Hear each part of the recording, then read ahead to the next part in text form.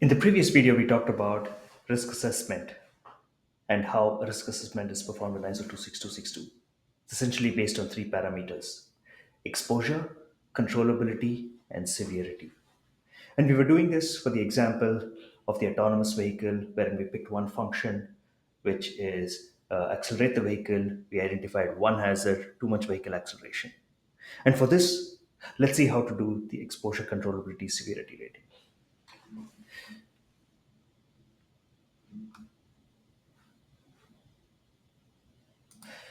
So looking at the exposure rating, exposure rating, according to ISO 26262, is classified between E0 and E4.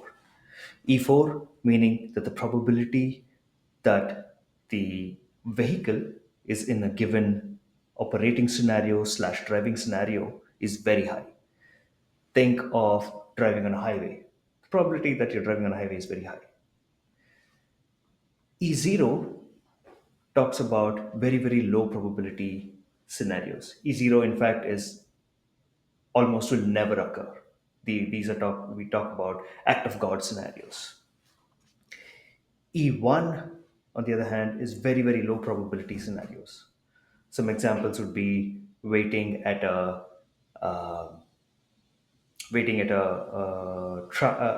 railway crossing, uh, or emergency braking on the vehicle. Most people will never experience this in their entire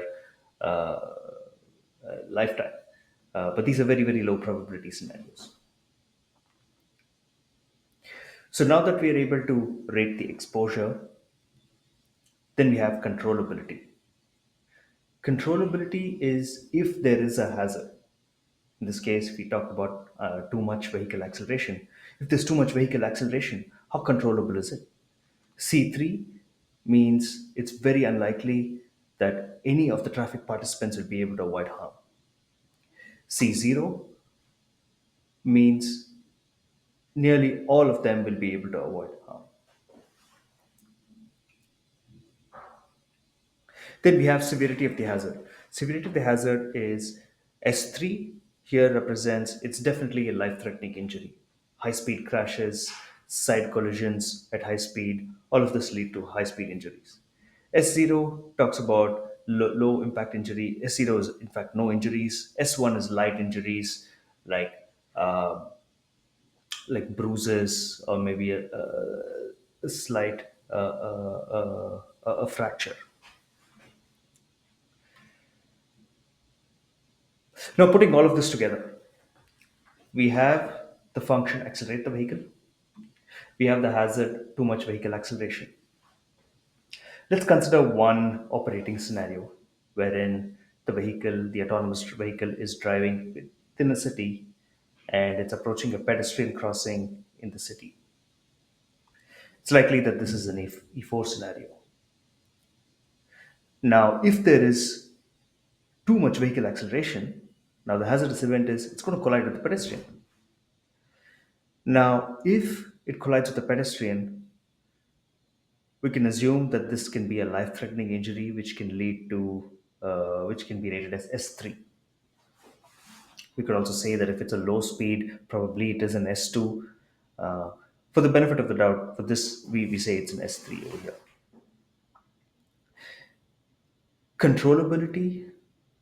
If we assume that there is no driver in the vehicle, then it's just not controllable by the vehicle, and it's unlikely it'll be controlled by the pedestrian as well, because the pedestrian is just expecting the vehicle to stop. So now that we've rated the exposure, severity, and controllability, what next?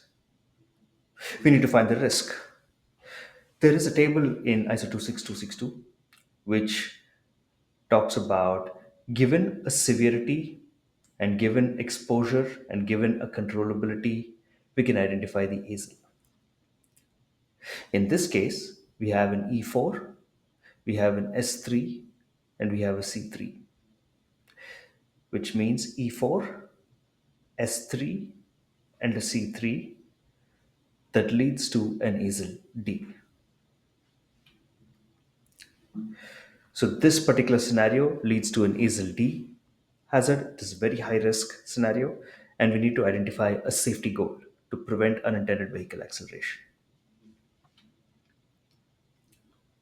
Now, notice that as you add different scenarios, you can have different severities and different controllabilities. There's different permutation combinations of exposure, severity, and controllability possible that could lead to a different ASIL. Consider this scenario. We're accelerating the vehicle. There's too much vehicle acceleration. Let's say we're following a vehicle in front at low speeds. This could lead to a front vehicle collision. Maybe the severity here is lower if we say that the vehicle speed itself is lower or the impact speed is low. Again, the controllability here might be C3. With the severity, let's say it's S1 or S2, this might lead to an ASIL B to an ASIL C scenario. The trick comes in identifying the minimum number of scenarios that leads to identifying all possible combinations of exposure, severity, and controllability, leading to the highest ASIL. This is where the art of functional safety comes into play. So now let's summarize everything with the HARA. With the HARA, the first thing that we need to do is number one, look at the item definition and identify all the functions. Here's a list of functions that we had in our item definition, which we spoke about earlier. This is a list of all the functions that we have.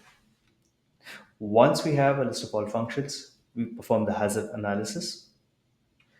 HAZOP is a process to perform hazard analysis, which will be discussed in another video. And HAZOP is a process to systematically identify all hazards. Some examples of hazards: too much vehicle acceleration, too less, acceleration not required. When all hazards are identified, then a risk assessment has to be performed for all the hazards in different operating scenarios based on severity, exposure, and controllability. And this is where we try to combine hazards with multiple operating scenarios, identify their risks. Once the risks are identified, the next step is to identify safety goals and provide their ASILs and determine their ASILs. So this in a nutshell is a HARA.